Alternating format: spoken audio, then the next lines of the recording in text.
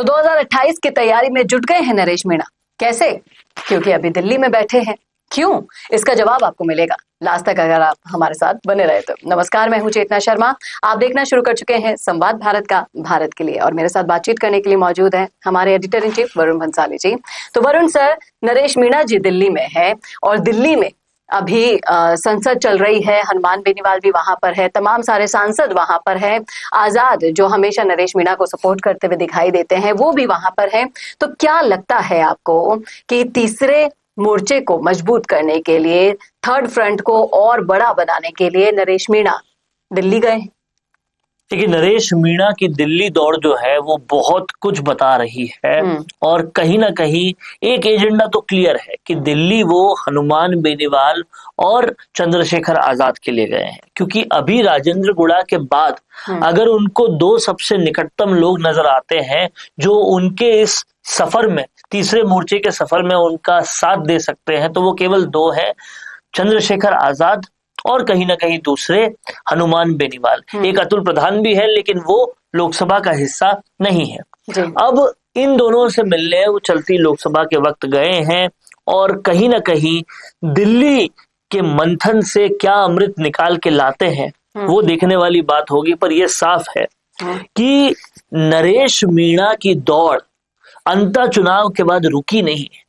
अंतर चुनाव के बाद उन्होंने जो कहा था कि वो इन 3 विधानसभाओं पर जहां से वो चुनाव लड़े हैं, अंता भी, छबड़ा भी और देवली उनियारा भी, वहां रेगुलर जाएंगे और वो उन्होंने करके भी दिखाया। आप इस बात को समझिए कि जैसे ही चुनाव हारे उसके तुरंत बाद वो पहले देवली उनियारा गए, कुछ गौशालाओं का उद्घाटन किया और उसके बाद फिर से अंता आए, वहां उन्होंने अकेले धरने पर बैठ गए, बोरिया बिस्तर लेकर आए, बैठ गए, अपने आप जनता जुटती गई, जनता दरबार लग गया और वो प्रमोद जैन भाया जो चिट्ठी पत्री से ऊपर बढ़ते नहीं थे, उस प्रमोद जैन भाया को उन्होंने धरने करने पर मजबूर किया।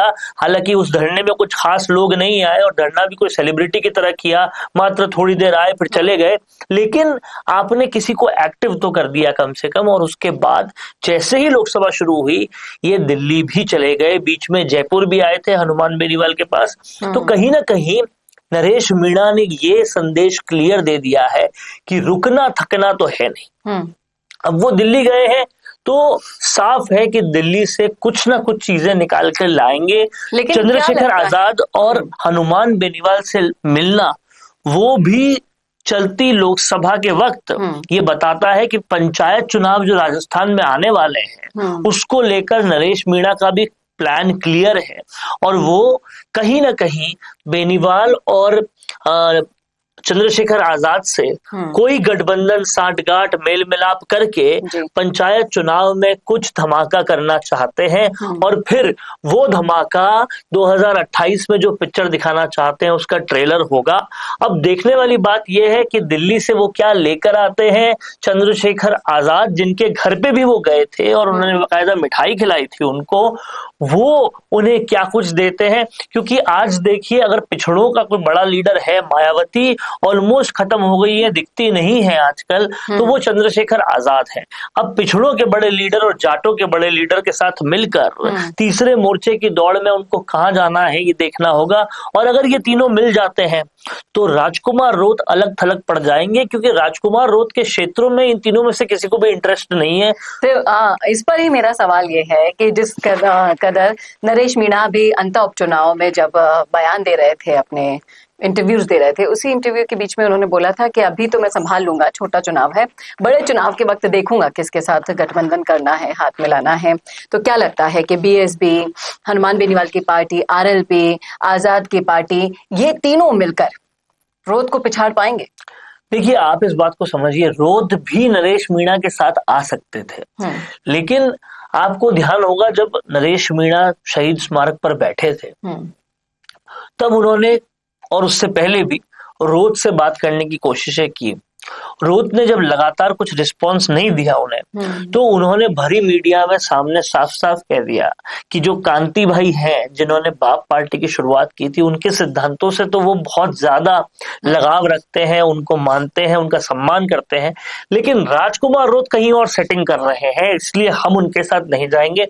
तो उन्होंने सिरे से नकार दिया था और फिर राजकुमार रोत से दूरी बना ली थी। हालांकि आप देखें तो जिस वक्त नरेश मीणा जेल से बाहर आए थे, उसके मात्र कुछ ही दिनों बाद वो बाप पार्टी के तीनों विधायकों से मिले थे। कांति भाई की वो तारीफ करते हैं, लेकिन राजकुमार रोत से दूरी है। और अब ये भी उसके बाद चर्चा हुई थी कि कहीं ना कहीं अगर बाप पार्टी टूटेगी तो उसकी वजह भी नरेश मीणा बन सकते हैं। तो राजकुमार रोत और नरेश मीणा बहुत दूर दूर है। हालांकि बेनीवाल आजाद चाहें तो उनको करीब भी ला सकते हैं, क्योंकि राजकुमार रोत बेनीवाल के काफी नजदीक है। तो 2028 की तस्वीर से पहले जब हम पंचायती राज चुनाव देख रहे हैं, निगम चुनाव देख रहे हैं, उस चुनाव में भी क्या नरेश मीणा अंत उपचुनाव की तरह कांटे की टक्कर दे पाएंगे? देखिए, देखने वाली बात ये होगी कि अगर आप 50,000 से ज्यादा वोट तीनों चुनाव में ला रहे हैं, तो आप बिना समर्थकों के तो वो कर नहीं सकते। आपके पास खासे समर्थक होंगे। अब जो वो खासे समर्थक तैयार हुए हैं, उनमें से कुछ छोटे मोटे नेता भी होंगे। अब आप उनको सरपंच बनने का अगर ऑप्शन देते हो और उनके लिए अपनी पूरी ताकत लगाते हो, तो नरेश मीणा की एक नीचे की लाइन, यानी कि उनकी जो पार्टी है उसकी एक नीचे की लाइन जो है वो बन जाएगी और उससे वो आगे बहुत बड़े खेल कर पाएंगे। अब समझने वाली बात यह है कि राजकुमार रोत से उनका गठबंधन क्यों नहीं हो सकता। देखिए, राजकुमार रोत खुद प्रदेश भर की पॉलिटिक्स में कोई भी इंटरेस्ट नहीं रखते। उनका इंटरेस्ट सिर्फ वागड़ की पॉलिटिक्स में है।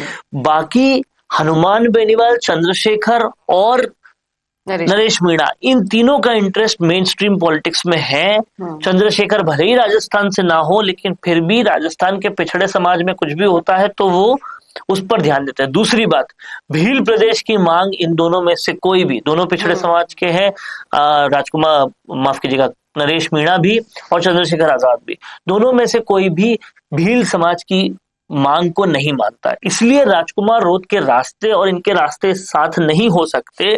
तो संभव है जो अच्छा गठबंधन बनता है तीसरे मोर्चे का, वो यही बनता है बेनीवाल, चंद्रशेखर रावण और तीसरे नरेश मीणा।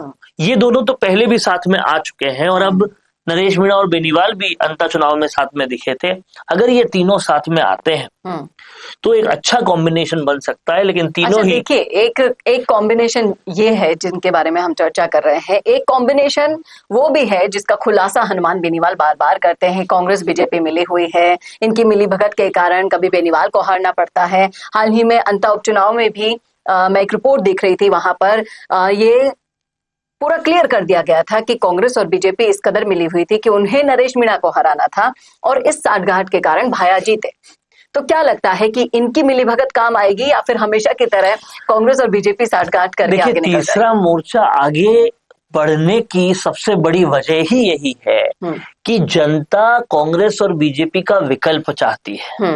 अगर ये लोग कांग्रेस बीजेपी को एक साथ नहीं बताएंगे या उनके एक साथ होने की बात को नहीं बढ़ाएंगे, तो फिर तीसरे मोर्चे की का औचित्य भी नहीं रहेगा। तीसरे मोर्चे की चाहत ही इसलिए है क्योंकि लोग इन दोनों से उब चुके हैं, उकता चुके हैं। तो कहीं ना कहीं जो बेसिस है, नींव है, वो ही कांग्रेस बीजेपी को धत्ता बताकर ही आगे बढ़ने की है, इसमें कोई दो राय नहीं है। तो कांग्रेस बीजेपी के खिलाफ तो इनको जाना ही पड़ेगा। जिस दिन ये साथ हो गए तो वही हालत होगी जो आज विजय बैंसला की हालत हो रही है। आप समझ रहे हैं, जो गलती सबसे पहले कर्नल बैंसला ने की थी बीजेपी ज्वाइन करके, हालांकि फिर उन्होंने छोड़ दिया, फिर विजय बैंसला कंटिन्यू कर गए, इसलिए आज गुर्जर समाज में वो से नहीं है जो होना चाहिए था। अगर इन दोनों में से कोई भी बीजेपी के आसपास चला जाता है तो फिर वही शास्त्र होगा जो उनका हुआ है।